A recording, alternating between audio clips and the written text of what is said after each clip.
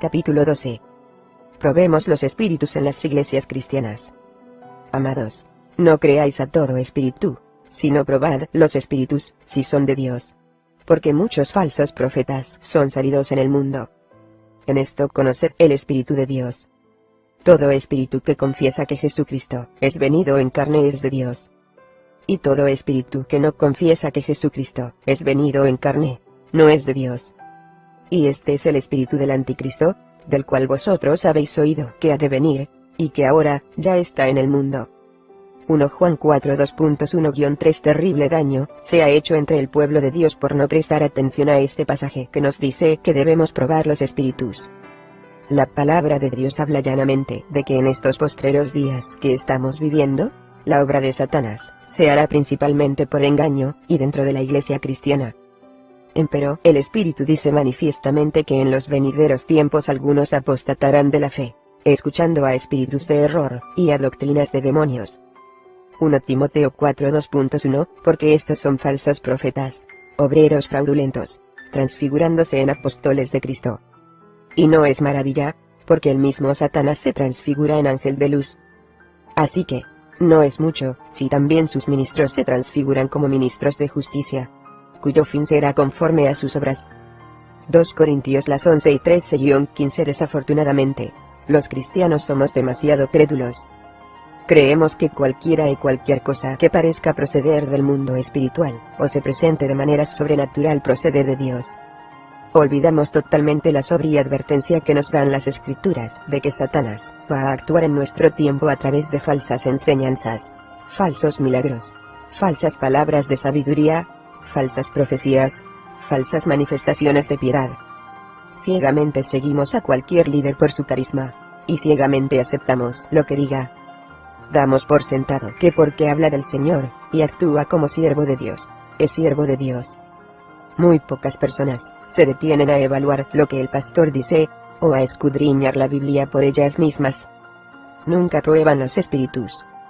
Cometen el terrible error de dar por sentado que cualquiera que usa la palabra Señor o Cristo, o a un Jesús, se está refiriendo al Dios, y al Jesús de la Biblia. Terrible error. Vivimos en tiempos peligrosos. Siempre debemos hacer que cualquiera que dice servir a Dios, nos diga claramente a qué Dios está sirviendo. Si no puede, sin ayuda alguna, decirnos que sirve al Jesús, que es Dios Todopoderoso, y solo Dios, nacido de una virgen, que anduvo en la tierra en carne sin pecado, que murió en la cruz por nuestros pecados, que se levantó de la tumba al tercer día, y ahora está sentado a la diestra de Dios Padre, no está sirviendo al único y verdadero Dios. El probar los espíritus en las iglesias cristianas es algo sobre lo que muy pocas personas quieren hablar. Pero es esto lo que debemos confrontar, especialmente por cuanto la Biblia nos dice tan claramente que Satanás va a estar actuando a través de falsas enseñanzas y espíritus seductores. Debemos entender que esos espíritus están presentes en todas las iglesias. Satanás va a tratar de introducir error en todas las iglesias cristianas, no importa su doctrina. Deseo aclarar que no estoy tratando de criticar ningún sistema de doctrina o denominación. Solo deseo hablar de varias prácticas comunes en una amplia gama de iglesias cristianas y señalar algunos peligros. Nunca podré señalar con suficiente énfasis que es necesario estudiar la palabra de Dios, y en oración analizar lo que se está enseñando en la iglesia. De manera vigilante, debemos probar los espíritus, y frecuentemente postrarnos ante Dios para pedirle que nos revele los engaños de Satanás. Permítame señalar que solo hay una Biblia. Siempre haya temas de discrepancia en cualquier libro que lea, o en cualquiera iglesia a que vaya. Solo hay un libro perfecto: la Biblia. Sin embargo, constantemente debemos estar alertas a cualquier doctrina o práctica que nos exponga a influencias demoníacas, y nos aparte de la gloria de Jesucristo nuestro Señor. Imposición de manos. La imposición de manos es práctica común en muchas iglesias cristianas. La base escritural de esta práctica la hallamos en muchos pasajes del Nuevo Testamento. ¿Está alguno enfermo entre vosotros? Llame a los ancianos de la iglesia, y oren por él, ungiéndole con aceite en el nombre del Señor. Y la oración del enfermo sanará al enfermo, y el Señor lo levantará. Y si estuviere en pecados, le serán perdonados. Confesaos vuestras faltas unos a otros, y rogad los unos por los otros, para que seáis sanos. La oración del justo obrando eficazmente, puede mucho. James. Las 5:14-16. Ananías entonces fue, y entró en la casa, y poniéndole las manos encima, dijo: Saulo, hermano, el Señor Jesús, que te apareció en el camino por donde venías, me ha enviado para que recibas la vista, y seas lleno de Espíritu Santo. Hechos las 9:17. Con todo eso, se detuvieron allí mucho tiempo, confiados en el Señor, el cual daba testimonio a la palabra de su gracia, dando que señales y milagros fuesen hechos por las manos de ellos. Hechos 14:2.3. Y aconteció que el padre de Publio estaba en cama, enfermo de fiebres y de disentería, al cual Pablo entró, y después de haber orado, le puso las manos encima, y le sanó.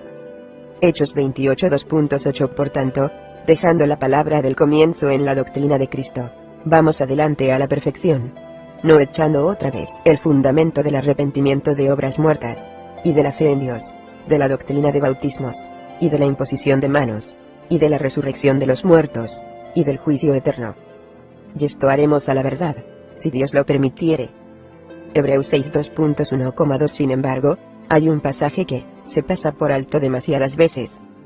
No impongas de ligero las manos a ninguno, ni comuniques en pecados ajenos. Consérvate en limpieza.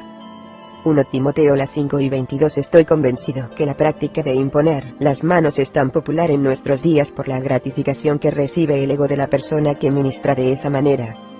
El acto en sí, inevitablemente lleva la atención hacia la persona que impone las manos. Por eso, es que debemos ser vigilantes que no actuemos por el deseo de obtener gloria y atención para nosotros, sino para Dios. Por eso esta es una cuestión en la que Satanás trata de interferir frecuentemente. Y con bastante éxito, debo añadir. En la Biblia, a los que imponían las manos se les describe como ancianos o líderes que eran probados siervos de Dios. Además, el pasaje de Timoteo citado instruye con detalle que debemos ser cuidadosos en cuanto a sobre quién imponemos las manos. Mucho mal puede producirse en cualquier dirección. Permítame advertirle, lector, que tenga cuidado en cuanto a quién impone las manos sobre usted, y sobre quién las impone usted. Si deja que se lo haga alguien que no conoce bien, se expone a transferencia de demonios. Esta es una táctica que Satanás usa particularmente en las iglesias carismáticas. Muchos hombres y mujeres que recorren el país como siervos de Dios, e imponen las manos sobre innumerables personas, en realidad son siervos de Satanás. Es horroroso pensarlo. Recuerde, Satanás trata de imitar cualquier cosa que Dios hace, y Satanás y los demonios pueden hacer milagros. Porque se levantarán falsos cristos, y falados profetas, y darán señales grandes y prodigios, de tal manera que engañarán, si es posible, aun a los escogidos. Mateo, los 24:24. La imposición de manos es práctica común en los rituales ocultistas para efectuar transferencia de demonios. Permítame presentar un ejemplo de esto en una iglesia cristiana. Lala, no es su verdadero nombre, tiene cerca de 40 años. 16 años atrás era prostituta y drogadicta en Los Ángeles. Una noche alguien la detuvo en la calle, le regaló un tratado, y le presentó el Evangelio. Sintió tal convicción que regresó a su cuarto, y se tiró de rodillas a orar y llorar. Se arrepintió de sus pecados, y le pidió a Jesucristo que la perdonara y limpiara. Dice Lala que se pasó una hora, tosiendo y echando, la sustancia más espantosa que jamás había visto en su vida. Sabía que estaba poseída de demonios, y que el Señor estaba echando de ella a los demonios. Dejó radicalmente la heroína sin que se le presentara ningún síntoma de desintoxicación adverso. A la mañana siguiente fue, y se compró una Biblia. Pasó los siguientes 3 meses, leyendo la palabra de Dios. Consiguió un trabajo fijo por primera vez en su vida. A los 4 meses andaba de nuevo por las calles. Pero esta vez, estaba ganando alcahuetes y prostitutas para el Señor. Su vida entera había cambiado. Su gozo era leer la palabra de Dios, orar y trabajar para Él. El Señor le hablaba a través del Espíritu Santo, y la guiaba de día en día. Si había alguien de quien se pudiera decir que el poder del Espíritu Santo se manifestaba victoriosamente era en ella. Como a los 10 meses de su conversión, cuando andaba en busca de una iglesia, se encontró con una mujer que dijo ser cristiana. Le preguntó si había recibido el bautismo del Espíritu Santo. Lala no sabía a qué se refería, Pero como quería todo cuanto el Señor le pudiera dar, le hizo caso a la mujer. La mujer la llevó a su casa, y le impuso las manos, para que hablara en lenguas. Sus esfuerzos resultaron infructuosos, y se sintió con sentimiento de culpa cuando la señora le dijo que estaba contristando al Espíritu Santo. La acusó de no permitir que el Espíritu Santo hablara en lenguas a través de ella. Le dijo que la acompañara a la iglesia la noche siguiente. Había un predicador especial en la ciudad, y le dijeron que después del culto el predicador iba a imponerle las manos, y que iba a recibir el Espíritu Santo, y a hablar en lenguas. Lala sabía por su intenso estudio de la Biblia que algo así había ocurrido en Samaria. Veamos lo que dice ese pasaje. Mas cuando creyeron a Felipe, que anunciaba el Evangelio del reino de Dios, y el nombre de Jesucristo, se bautizaban hombres y mujeres. El mismo Simón creyó también entonces, y bautizándose, se llegó a Felipe, y viendo los milagros y grandes maravillas que se hacían, estaba atónito. Y los apóstoles que estaban en Jerusalén, habiendo oído que Samaria había recibido la palabra de Dios, les enviaron a Pedro y a Juan, los cuales venidos, oraron por ellos, para que recibiesen el Espíritu Santo, porque aún no había descendido sobre ninguno de ellos, mas solamente eran bautizados en el nombre de Jesús. Entonces les impusieron las manos, y recibieron el Espíritu Santo. Hechos las 8 y 12-17. Sin embargo, note que este pasaje no dice específicamente que aquella gente habló en lenguas. Además, Lala no sabía nada de probar los espíritus, como dice 1 Juan 4 2.1-2. Lala fue al culto aquella noche con gran expectación. Después del culto pasó al frente, se arrodilló, y el predicador de la noche le impuso las manos, y oró. Dice Lala que mientras oraba sintió como si una bola de fuego le hubiera pegado con tanta fuerza en el vientre que cayó de espaldas contra el piso. El fuego le llegó al pecho, e inmediatamente empezó a hablar en lenguas. Todos se regocijaron, pues decían que había recibido el Espíritu Santo. Sin embargo, en los siguientes años quedó demostrado que lo que Lala había recibido era un espíritu nada santo. Los problemas comenzaron casi inmediatamente. Continuamente tenía dolor de estómago y problemas intestinales que los médicos no podían ni diagnosticar ni curar. Empezó a hacérsele difícil escuchar la voz de Dios y leer la Biblia. Cuando nos conocimos, 16 años después de su conversión, era completamente incapaz de mantener la mente clara lo suficiente para leer la Biblia por más de 1 minuto o 2. La única manera que podía orar era en lenguas. Estaba muy enferma, desalentada y deprimida. Me di cuenta que lo más probable era que tuviera un demonio de lenguas falsas. Le pregunté si podía hablar en lengua cada vez que quería. Me dijo que sí.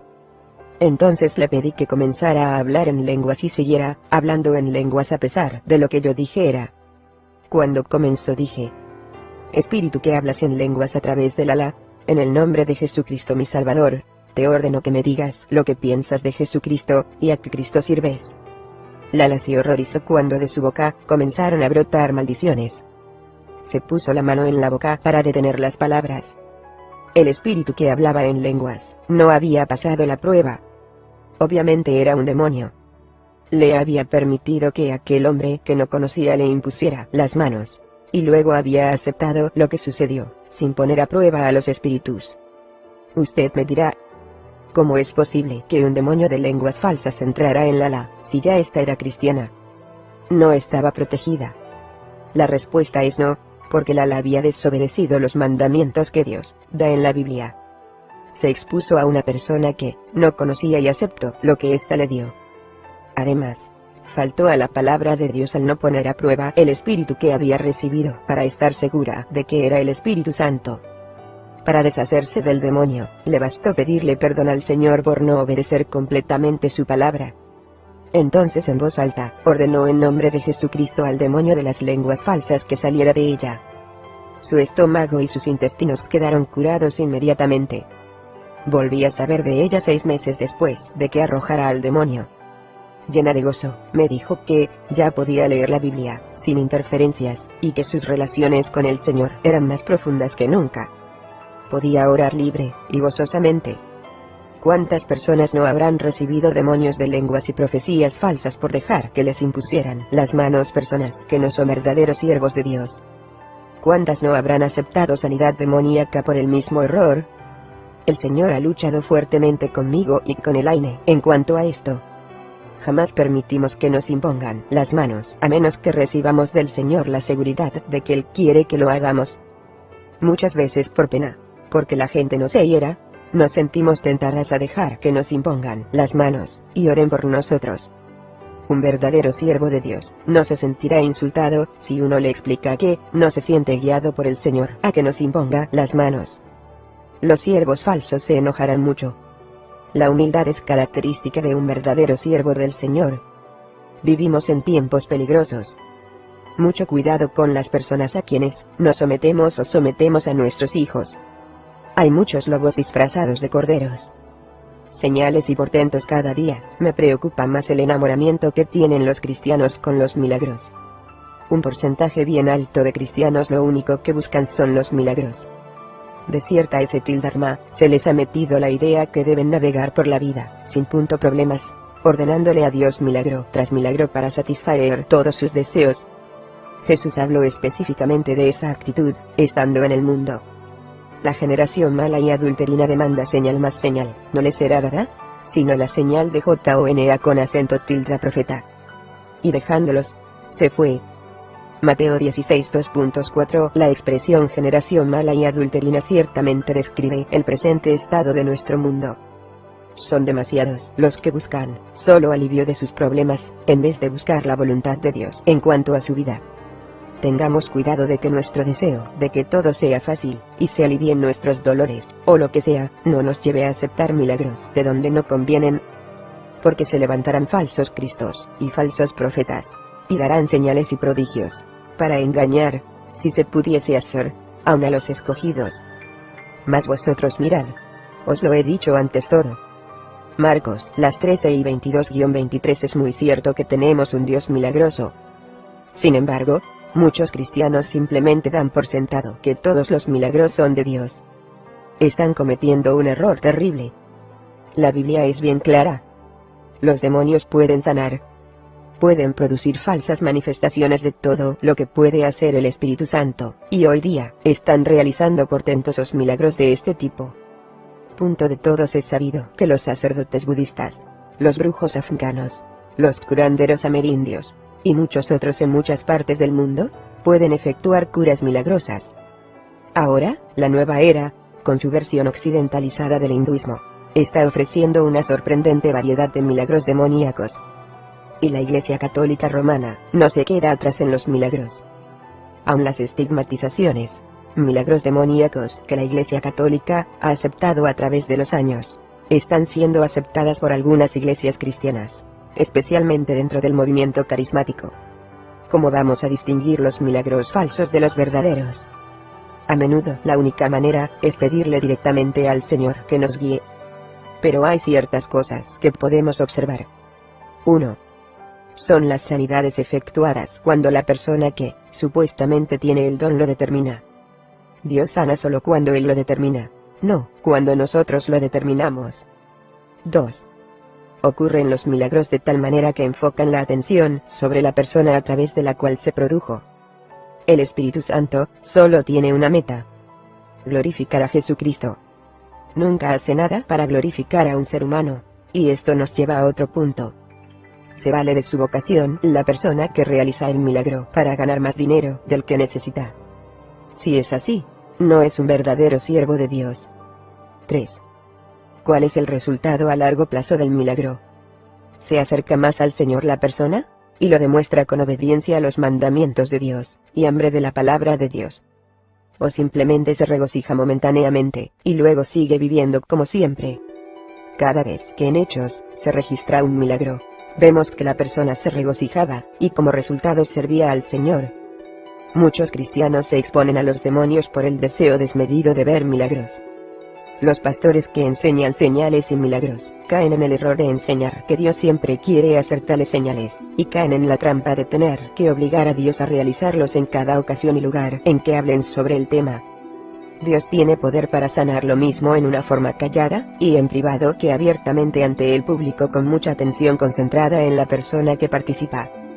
No caigamos nunca en la cuestión de los espectáculos cristianos.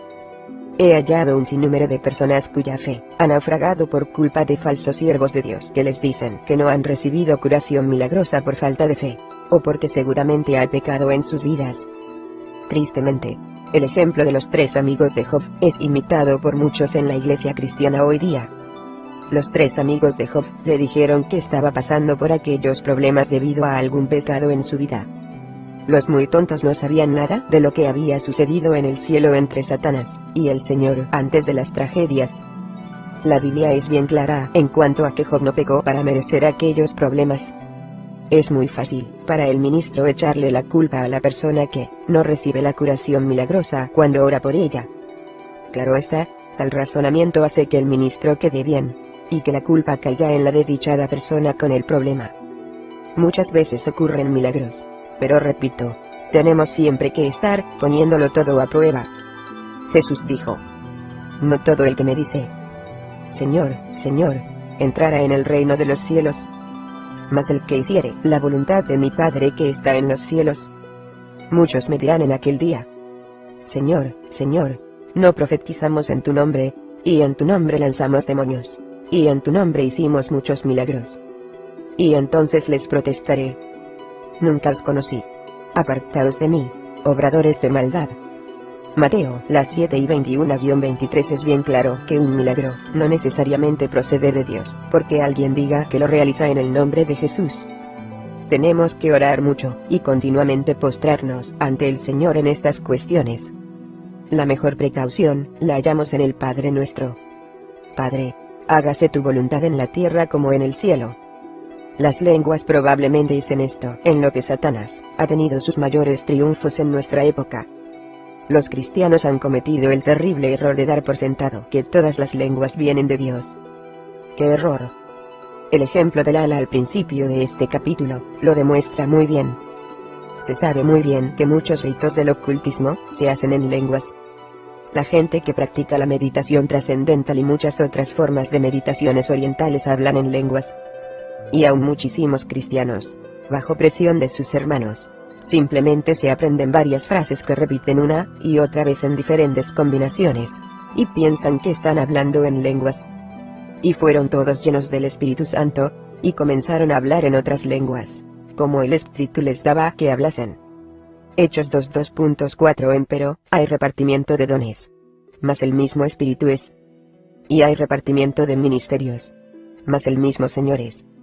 Y hay repartimiento de operaciones, mas el mismo Dios es el que obra todas las cosas en todos. Empero a cada uno le es dada manifestación del Espíritu para provecho. Porque a la verdad, a este es dada por el Espíritu palabra de sabiduría, a otro, palabra de ciencia según el mismo Espíritu, a otro, fe por el mismo Espíritu, y a otro, dones de sanidades por el mismo Espíritu, a otro, operaciones de milagros, y a otro, profecía, y a otro, discreción de espíritus, y a otro, géneros de lenguas, y a otro, interpretación de lenguas. Mas todas estas cosas obra uno y el mismo Espíritu, repartiendo particularmente a cada uno como quiere. 1 Corintios 12:2.4-11 Esta es una de las porciones bíblicas que más se pasa por alto. El Espíritu Santo da sus dones según su voluntad, no como los humanos quieran. Decir que el Espíritu Santo siempre actúa de cierta forma al otorgar sus dones es un craso error. Yo, personalmente, no hallo prueba bíblica para la doctrina de que el Espíritu Santo siempre da a cada creyente el don de lenguas. Desafortunadamente, la mayoría de los cristianos que aceptan esta enseñanza tiende a ser un poco floja en la cuestión de probar los espíritus que hablan en lenguas. Si hablare alguno en lengua extraña, sea esto por 2, o a lo más 3, y por turno, mas uno interprete. Y si no hubiere intérprete, calle en la iglesia, y hable a sí mismo, y a Dios. 1 Corintios las 14 y 27,28 La desobediencia a este pasaje ha expuesto a muchas iglesias al influjo masivo de las fuerzas demoníacas. Los satanistas fácilmente hablan en lenguas directamente a través de los demonios. Echan maldiciones a la iglesia, al pastor y a la gente, sin que nadie se dé cuenta de lo que hacen, porque no hay interpretación ni prueba de espíritus. Los pastores no quieren controlar ni reprender las lenguas demoníacas, porque no quieren arriesgarse a enojar a la congregación y perder su respaldo. He visto demonios de lenguas falsas interrumpir todo un culto con toda suerte de teatralidades y lágrimas. El pastor no hace nada por detenerlos, y nadie interpreta lo que el demonio está diciendo. Esta es una violación directa de la palabra de Dios. ¿Cómo puede el Señor bendecirnos en nuestras desobediencias? El movimiento carismático católico es un caso así. Nadie pone a prueba los demonios que hablan a través de esa gente. Muchos cristianos se han apresurado a aceptar a estas personas con los brazos abiertos, y hasta traer curas que enseñan en sus iglesias. Pero, ¿qué dice la Biblia al respecto? No os juntéis en yugo con los infieles. ¿Por qué? ¿Qué compañía tiene la justicia con la injusticia? ¿Qué comunión la luz con las tinieblas? ¿Y qué cordia Cristo con Belial? ¿De qué parte el fiel con el infiel? 2 Corintios 6 y 14-15. En el capítulo 11, demostramos claramente por medio de los documentos de la Iglesia Católica, que ellos no adoran al Jesús de la Biblia. Entonces, ¿por qué tantos cristianos abrazan como hermanos en Cristo a personas que practican activamente la idolatría? Repito, los demonios pueden hablar en lenguas. Sepulcro abierto es su garganta. Con sus lenguas tratan engañosamente. Veneno de áspides está debajo de sus labios, cuya boca está llena de maledicencia y de amargura. Romanos 3 y 13,14. El hecho de que los católicos hablen en lenguas no demuestra que están llenos del Espíritu Santo. Muchas de esas pobres almas dan por sentado que porque pueden hablar en lenguas, son salvas. ¿Cómo puede el Espíritu Santo operar y manifestarse en un sistema idolátrico? Los licos carismáticos, que de veras comienzan a leer y estudiar la Biblia pronto, se dan cuenta que tienen que apartarse de la Iglesia Católica idólatra, si de veras van a servir al verdadero Jesús de la Biblia. El Espíritu Santo opera de manera poderosa, y otorga sus dones como Él quiere a su pueblo. Pero Satanás se mueve como nunca antes, y trata de engañar y destruir el mayor número de personas en el poco tiempo que le queda. Tenemos que estar alertas en todo tiempo, y probar siempre los espíritus. Si has recibido el don de lenguas mediante la imposición de manos, y ahora te preguntas, si de veras es de Dios, o no, puedes resolver el problema con una simple oración como esta. Padre, deseo servirte en pureza y verdad. Si las lenguas que he recibido proceden, de veras del Espíritu Santo, te doy las gracias. Pero si no, las rechazo y renuncio a ellas en el nombre de Jesucristo mi Señor, y te pido que te las lleves. Te lo pido y agradezco en el nombre de Cristo. Profecía, y palabras de sabiduría, cuánto daño ha hecho Satanás en esto, directamente a través de sus propios siervos, y a través de cristianos que insensatamente se exponen a su poder. Demasiados cristianos piensan que tienen que poner la mente en blanco, para que el Espíritu Santo pueda hablar a través de ellos, o controlarlos. Creemos, por acaso, que el Espíritu Santo es tan débil que no puede imponerse a nuestra mente activa para hablarnos. La Biblia enseña bien claramente que debemos cooperar activamente con el Espíritu Santo. Cada vez que ponemos la mente en blanco, lo más probable es que el Espíritu que nos hable no sea el Espíritu Santo. Muchas de las llamadas profecías de personas que dejan la mente en blanco en realidad son profecías de demonios. Jamás debemos aceptar una palabra de sabiduría o profecía, sin buscar confirmación del Señor en cuanto a su verdadera procedencia ni sin escudriñar las Escrituras para ver si se conforma a la palabra de Dios. Asimismo, los profetas hablen 2 o 3, y los demás juzguen. 1 Corintios 14 y 29. Este pasaje señala que a los profetas hay que juzgarlos o probarlos. Hay varias claves para distinguir las palabras demoníacas de las proféticas. 1.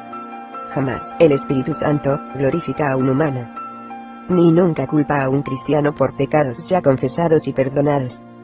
Los demonios frecuentemente hacen las dos cosas. 2.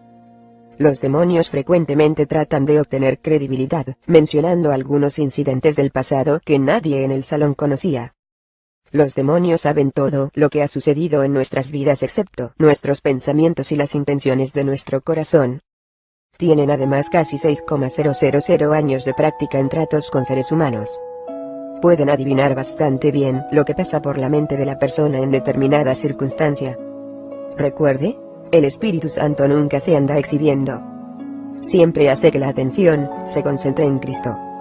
Un truco muy común de los demonios es hacer un recuento de incidentes y sentimientos en la vida de la persona. Eso es lo que los clarividentes y mediums hacen. 3. El Espíritu Santo siempre le da tiempo a uno de comprobar las directrices que nos da. Los demonios lo incitan a uno a actuar pronto antes de que tenga tiempo de confrontar sus directrices con la palabra de Dios. Tenemos que tener la precaución de buscar la confirmación del Señor, y verificarlo todo con la Biblia antes de aceptar cualquier profecía o palabra de sabiduría que afirme ser del Señor. Nuestro maravilloso Dios quiere hablarnos individualmente. Tenemos un solo sacerdote: Jesucristo. Eso de andar buscando un mensaje de Dios a través de otra persona evidencia la pobreza de nuestra relación con el Señor. Tenemos que desarrollar una relación con el Señor que nos permita escuchar su voz directamente. Dios es el único en el que podemos confiar. Vamos a meternos en serios problemas si confiamos que otros seres humanos nos digan lo que Dios quiere. Eso es desarrollar un sacerdocio que es abominación a los ojos de Dios. Porque hay un Dios, asimismo un mediador entre Dios y los hombres, Jesucristo hombre. 1 Timoteo 2:2.5 Derribada en el Espíritu. El que una persona sea derribada en el Espíritu es común en muchas iglesias carismáticas. La persona pasa al frente, y es ungida con aceite, o alguien le impone las manos en oración. Durante la oración la persona pierde el conocimiento, total, o parcialmente, hasta el punto de caer al suelo. La enseñanza es que tal persona quedó bajo el poder del Espíritu Santo a tal extremo que perdió la conciencia de su alrededor o de su cuerpo físico. Yo considero esto una práctica muy peligrosa por siguientes razones. Primero, que no he hallado un pasaje bíblico que nos diga que el Espíritu Santo nos deja sin conocimiento. Veo pasajes que nos dicen que debemos controlar nuestra mente. 2 Corintios 10:2.5, estar alertas y vigilantes. L. Pedro 5:2.8. Si uno acepta el caer en un estado de inconsciencia, provóquelo quien lo provoque, sin primero probar los espíritus, uno se está exponiendo a la penetración demoníaca. Perder el conocimiento es algo muy común en los ritos ocultistas y de las religiones orientales. Esta práctica puede ser muy peligrosa especialmente para quienes han salido del ocultismo. Larry no es su verdadero nombre, es un caso típico. Tiene 29 años, y estuvo en el satanismo desde los 15. Llegó a gran sacerdote a los 21 años, y viajó por los Estados Unidos, resolviendo problemas de la hermandad. Recientemente aceptó a Jesucristo como su Señor y Salvador, y se rebeló contra Satanás. Su lucha por liberarse fue intensa, porque estaba poseído por muchos y poderosos demonios. Sin embargo, perseveró y por fin quedó totalmente liberado. De repente, 2 semanas más tarde, los demonios habían regresado. Hablé extensamente con él tratando de encontrar alguna puerta, pero no podíamos hallar ninguna. Una semana más tarde, le entraron todavía más demonios, y se puso grave. Finalmente hallé la solución a través de un amigo que asiste a la misma iglesia. Los 2 últimos domingos Larry había pasado al frente para orar, y había perdido inmediatamente el conocimiento. Supe más tarde que la gente de la iglesia estaba muy impresionada con la experiencia con el Espíritu Santo de Larry, porque estuvo inconsciente casi 30 minutos. Esa era la puerta. Larry había aceptado el perder el conocimiento dando por sentado que se trataba del Espíritu Santo por cuanto se hallaba en una iglesia cristiana. Déjeme aclarar enseguida que conozco personalmente al pastor, y siento tranquilidad en cuanto a que se trata de un verdadero siervo de Dios. Sin embargo, no pone a prueba a los espíritus, como es su deber. Y sé también que hay por lo menos 2 satanistas infiltrados en esa iglesia. ¿Qué va a impedirles que lancen demonios, para que la gente que pasa al frente a orar pierda el conocimiento? En esa iglesia, tristemente, nada. Una combinación de desconocimiento y renuencia a probar los espíritus expone abiertamente a la iglesia a la obra del mal. Larry fue liberado totalmente otra vez. Como un mes después, pasó de nuevo al frente a orar, pero esta vez, oró en voz baja cuando el pastor estaba orando, y ordenó a cualquier espíritu demoníaco presente que se sujetara en el nombre de Jesucristo. No ha vuelto a aceptar la pérdida de conocimiento, y ha permanecido libre de demonios. Tenemos siempre la responsabilidad ante Dios de permanecer en control de nuestra voluntad y nuestra mente. Debemos cooperar activamente con el Espíritu Santo, y con el mismo vigor resistir al diablo. Es una guerra de verdad. En ningún momento podemos darnos el lujo de permanecer pasivos, o bajar la guardia. Nuestro enemigo es poderoso, increíblemente inteligente y diestro engañador. Profesión de fe. Esta es una práctica muy común en la mayoría de las iglesias, especialmente en las ultraconservadoras. En esta práctica, la gente que desea hacerse miembro de la iglesia pasa al frente y repite una profesión de fe. Cualquier satanista puede repetir una profesión de fe. Yo considero muy peligrosa esta práctica por dos motivos. Primero, como dije antes, cualquier satanista puede repetir o leer una profesión de fe. Segundo, cualquier inconverso puede hacer lo mismo. Si una persona no puede, sin ninguna ayuda, decir claramente por qué piensa que es salvo, probablemente no entiende lo suficientemente bien el concepto para ser salvo.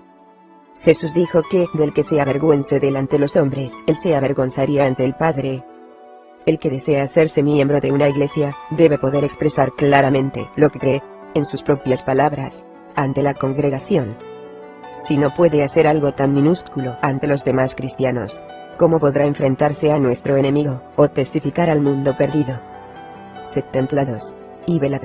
Porque vuestro adversario, el diablo, cual león rugiente, anda alrededor buscando a quien devore.